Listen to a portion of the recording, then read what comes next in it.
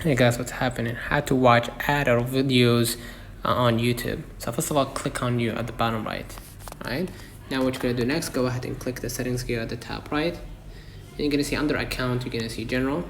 Press it. Scroll a bit down and you're gonna find restricted mode. If you turn it on, that means you will see less adult videos.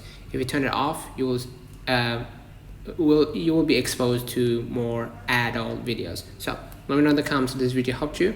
Don't forget to like and subscribe. See you in the next one.